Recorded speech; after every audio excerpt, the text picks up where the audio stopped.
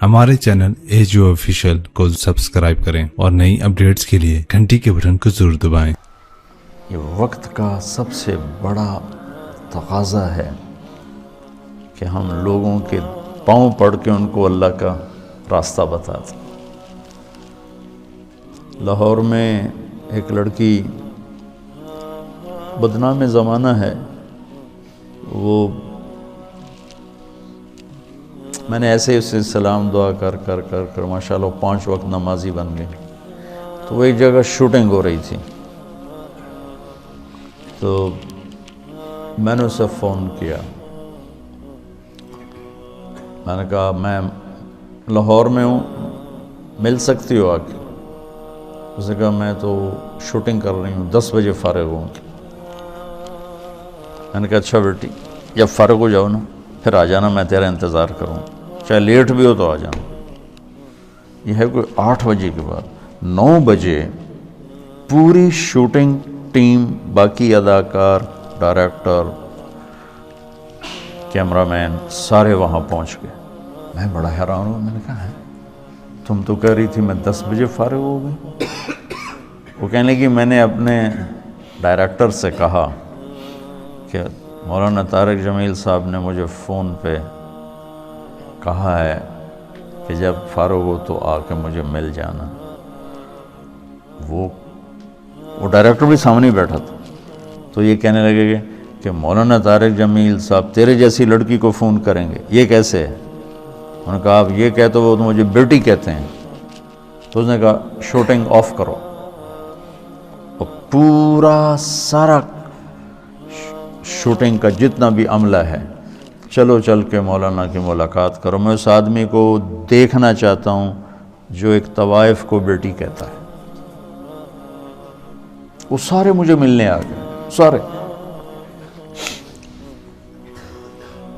सिर्फ मिंबर पे बैठ के तकरीर करने का तुम्हें शौक होता है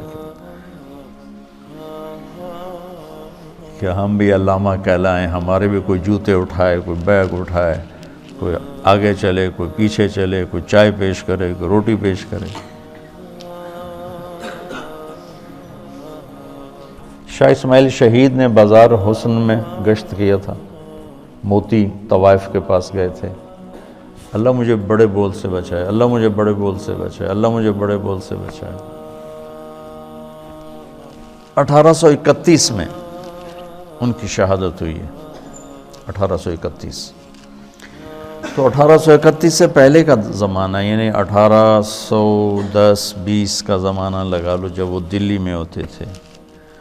उसके बाद बाज़ार हुस्न में अल्लाह ने मुझे तौफीक दी जाने की, और मैं उन तवाइफ़ों के घरों में गया, उनसे मिला, उनके पास बैठा, उनकी हमदर्दी, दिलदारी कि अल्लाह ने मुझे तौफीक दी, उन पर ख़र्च करने की तौफीक दी, उन्हें गुनाह से बचाने के लिए। तो अब 8-9 साल होने को हैं। तो लंबे के बाज़ार हुस्न में हर हफ्ते तालीम होती है, और उसमें तवाइफ़ें आके तालीम में बैठ। किसी को कलमा नहीं आता था, उनके कलमे याद करवाए, वज़ू नहीं पता था, वज़ू करवाए, नमाज का नहीं पता था, नमाज सिखाई।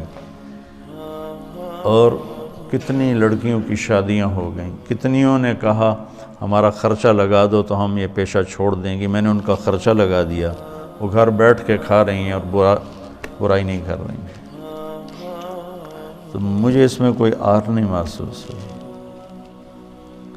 कि मैं उसे भी अपनी आखिरत का सामान समझता हूँ। और मैंने उनकी नायकों से कहा हुआ है कि जो अपनी बेटी की शादी करेगी मैं सारा खर्चा दूंगा। और जितना मजलूम ये तबका मैंने जाके देखा है,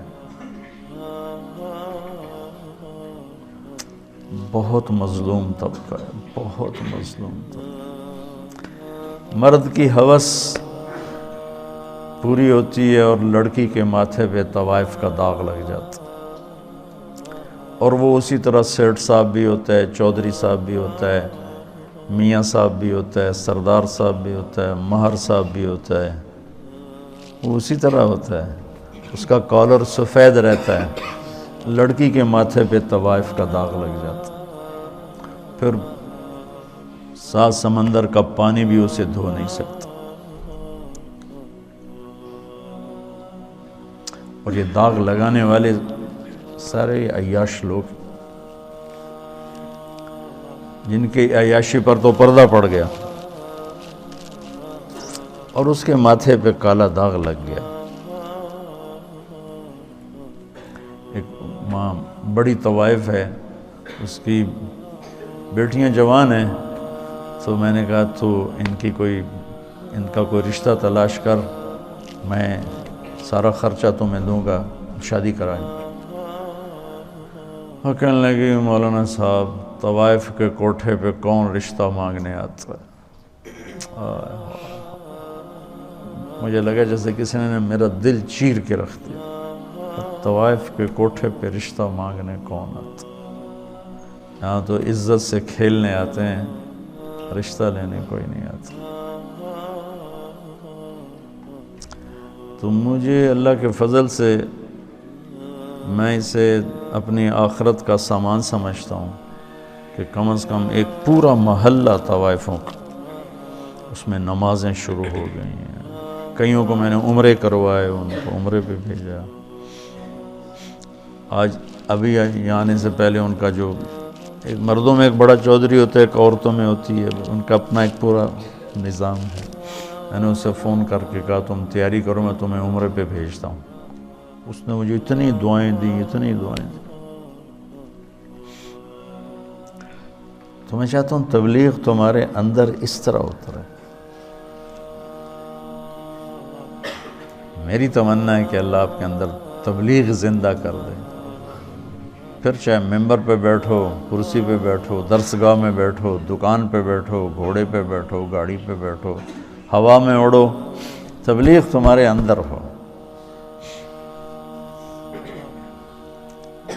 اللہ کا نبی تشریف فرماتے کہ طوائف کا گزر ہوا، یعنی میں پیچھے سے دلیل دے رہا ہوں، تو مدینے وہ کہنے لگے یہ کیسا نبی ہے جو اکیلے ہی روٹی کھاتا ہے، کسی کو بلاتا ہی نہیں؟ وہ تو آپ کو تکلیف دینا چاہتی تھی، تنگ کرنا چاہتی تھی۔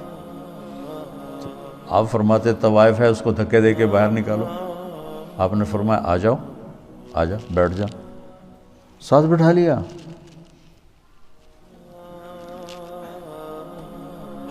کہ کھاؤ۔ اس کا مقصد کھانا نہیں تھا، اس کا مقصد آپ کو غصہ دلانا تھا، آپ کو تنگ کرنا تھا کہ یہ کچھ کہیں گے پھر میں کہوں گی ویکھ لیا توڑا نبی اے گلاں کردا ہے۔ کہنے لگی یہ نہیں کھاؤں گی، جو تیرے منہ میں لقمہ ہے، چبار ہے، وہ نکال کے مجھے کھلاؤ۔ تو آپ نے منہ سے اس کو اسی وقت نکال لیا۔ ہمارے پنجابی کی مثال ہے، کبا سمجھتے نا، کبڑا، کبے نو کہیں لت ماری، وہ سدھا ہو گیا۔ اس کہ بھائی تیری مہربانی، تو وہ کبے والی لت بن گئی۔ وہ تو آپ کو تنگ کر رہی تھی، اور اسے کیا خبر کہ نبی کے منہ کا لعاب جب اس کے منہ میں جائے گا تو کیا ہوگا۔ آپ نے اپنے ہاتھوں سے نوالا نکال کے اس کے منہ میں ڈالا، ساتھ ہی اس کا سینہ روشن ہو گیا، وہ کلمہ پڑھ گئی، اور مدینے کی شریف ترین خواتین صحابیہ بن گئی۔ تو اب ہمارے ایک بزرگ تھے ڈاکٹر اسلم صاحب رحمۃ اللہ علیہ، رائمنڈ میں زندگی گزاری، جب میں رائمنڈ پڑھتا تھا اسی میں فوت ہوئے۔ فوج میں تھے تو نظام الدین گئے، تو مولانا الیاس صاحب رحمۃ اللہ علیہ سے کہنے لگے میرے پاس آدھا گھنٹہ ہے، اب مجھے تبلیغ سمجھا دیں۔ تو مولانا الیاس صاحب رحمۃ اللہ نے فرمایا کیا کرتے ہو؟ کہا جی میں ڈاکٹر۔ تو ایک سامنے بڈھا سا نا میں باتی بیٹھا تھا، کہا اس کو آدھے گھنٹے میں ڈاکٹری سمجھاؤں۔ وہ کہنے لگے میں آدھے گھنٹے میں اس کو ڈاکٹری سمجھاؤں گا، اس ان پڑھ کو میری عمر گزر گئی، میں اس کو ڈاکٹری سمجھاؤں آدھے گھنٹے میں؟ تو کہنے لگے تو مجھے تم نے کوئی گھسیارا سمجھا کہ میں تمہیں آدھے گھنٹے میں تبلیغ سمجھاؤں؟ میں بہت ٹائم لے کر آؤ، میں تمہیں سمجھاؤں گا۔ پھر وہ ایسا لگے کہ پھر ساری زندگی ان کی رائمنڈ میں گزر، ساری زندگی۔ بس مرض الموت میں بیمار ہو کے گھر گئے، وہیں انتقال ہو گیا ان کا۔ تو جو کچھ میں نے دیکھا ہے، یا 50 سال ہونے کے مجھے تبلیغ میں، وہ میں تمہیں ممبر کے 1 گھنٹے میں کیسے سمجھاؤں؟ اس لیے تو میں مشورہ دیتا ہوں کہ جو کہوں وہ کر لیا کرو تو فائدہ ہو۔ ابھی صاحب رائے مت بنو، نقصان اٹھاؤ، کیونکہ تمہارے پاس وہ تو بچوں پوری دنیا میں جانے کی نیت کرو، ٹھیک ہے؟